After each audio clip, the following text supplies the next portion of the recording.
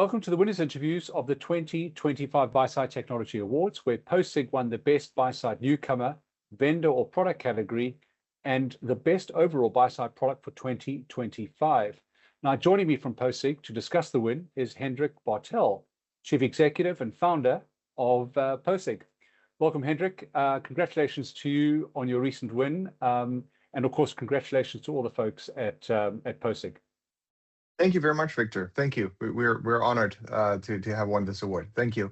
Good. Right. Now, PostSig's win in this year's BST Awards comes on the back of it's got to be said, its outstanding PostSig offering. For those readers not familiar with the company or the product, can you tell us a little bit about when the firm was founded, Hendrik, and the premise behind the creation of PostSig, which is your flagship offering? Yeah, absolutely. So we started PostSig in all earnesty in early 2024.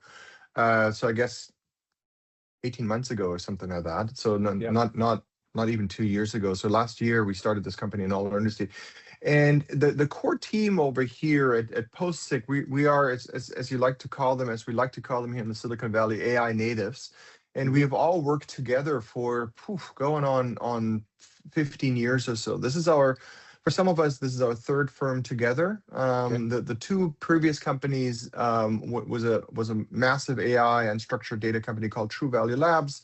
Know it well. Yep. Yep, and that got acquired by FactSet in 2020, and some of us then moved to another company called Infima, where we did again massive machine learning and neural network in the mortgage-backed securities space.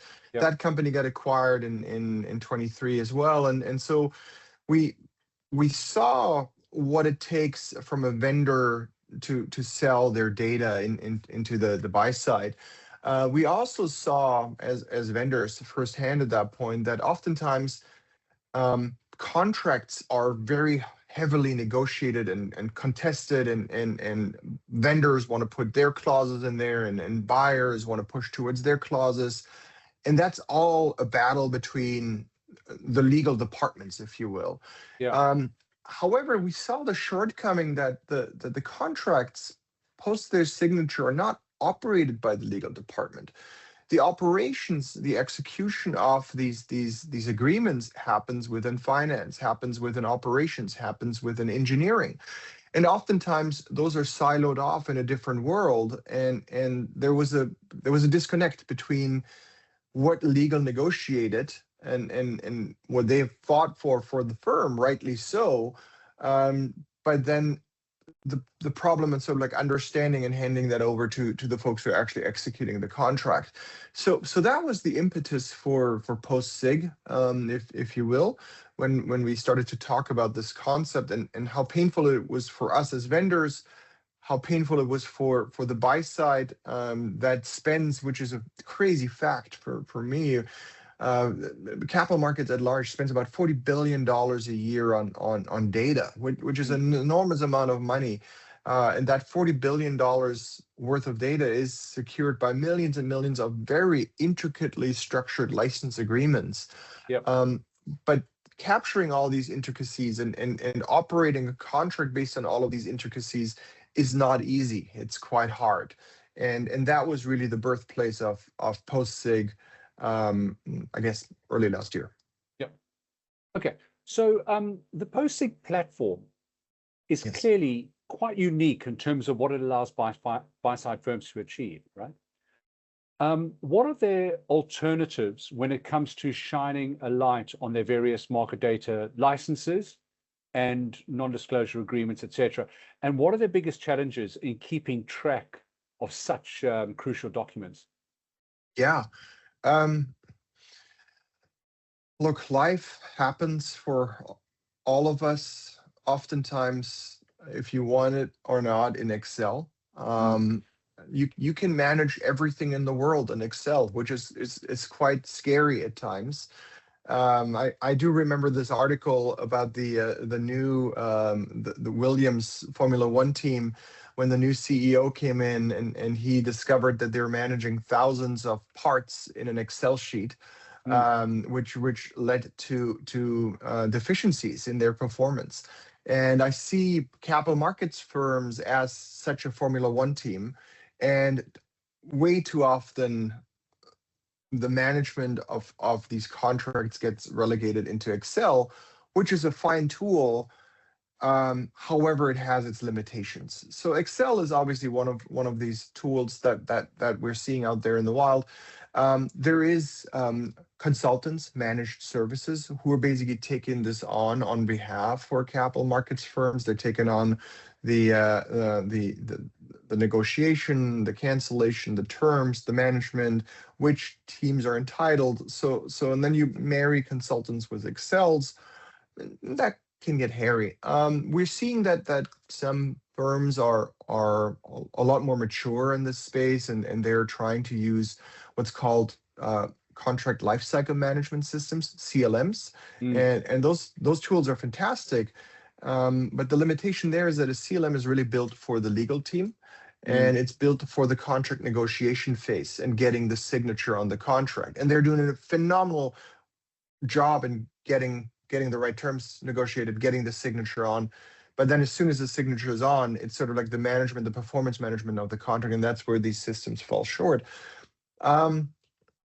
Some folks try to do it in CRM. They've built very nifty Jira workflows, and which is all to say that companies, buy-side firms, get very innovative in managing these contracts, managing these agreements in varying ways, but we didn't find anything that is purpose-built that does this with intent, that where it's in its DNA to build this or to give you the insights, not just extract the insights, because extraction becomes data becomes commodity.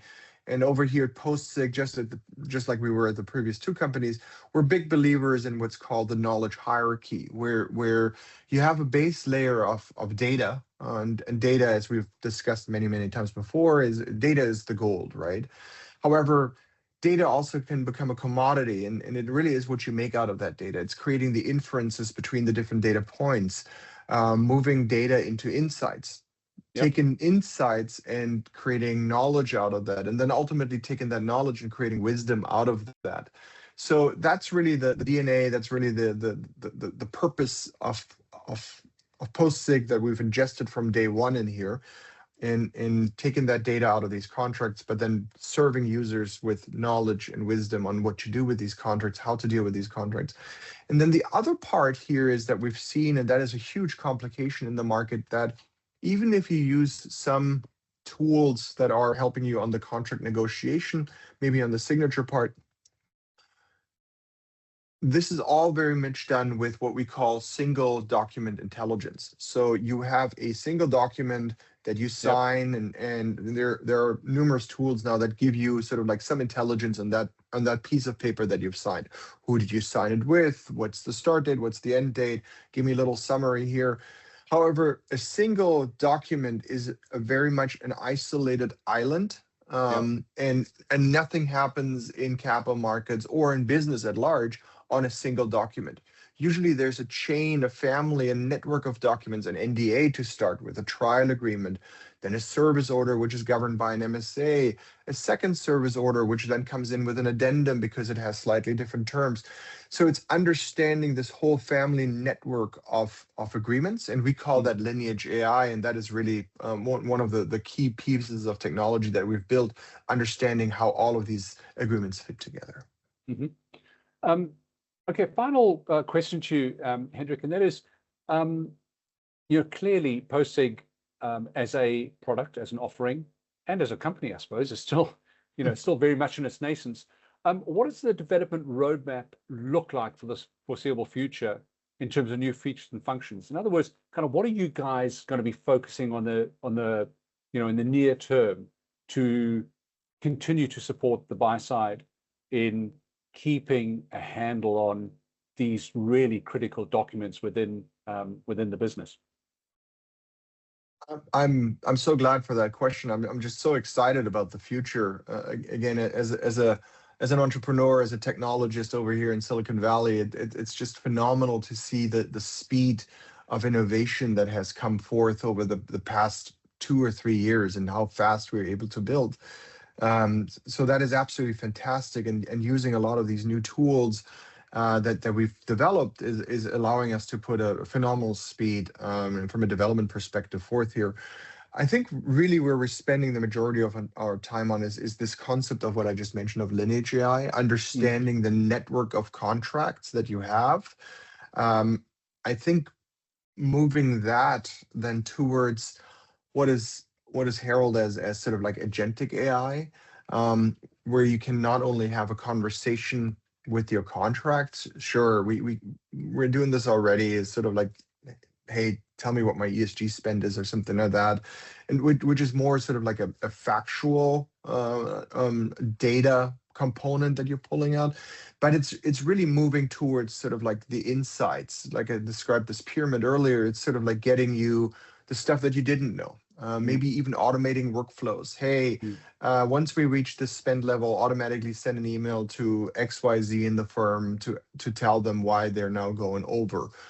So building that out, I think that's a huge part of our push right now. We are also seeing a lot of interest around what we're doing on inventory management right now. Granted, we're very much in our infancy from an inventory management perspective, but just seeing the speed of how fast we can engineer solutions, and pretty much coming in with a blank slate. From we're not encumbered by sort of like old workflows. We can build a new. It's a huge progress meter for us that we can rely on, and sort of like build with actual prospect and customer feedback in mind. So having the dialogue with our customers, hey, we would like to see more real-time inventory management. We would like to see different reporting functionalities. We would like to connect it with an existing in-house system. So integrations, that's the segue there. Integrations is something we're working on very hard, because we see ourselves as the intelligence layer, the intelligent document layer that then connects to all of your other system. And then we're seeing a pull beyond the buy-side firm, or beyond the back office of the buy-side firm, actually into other areas where we can actually move towards the front office, depending on the investment style, depending on the documents that you're managing, and getting you intelligence and insights around that workflow as well. Good. That's a good point to finish our conversation on. Hendrik, it sounds like you guys have got your work cut out for you in the next 12 to 24 months or so. It sounds like you guys are in a particularly good space right now, and you've caught the attention of the buy side. It's something that has been, this area that you're focusing on has been underserved for a long time. And it seems like you guys are in a really, you're in the right place at the right time with respect to PostSig and of course the offering. Anyway, that just leads me to congratulate you again, and thank you for your time. And I hope that our paths cross at some point in the future. Absolutely, Victor. Thank you very much. Pleasure.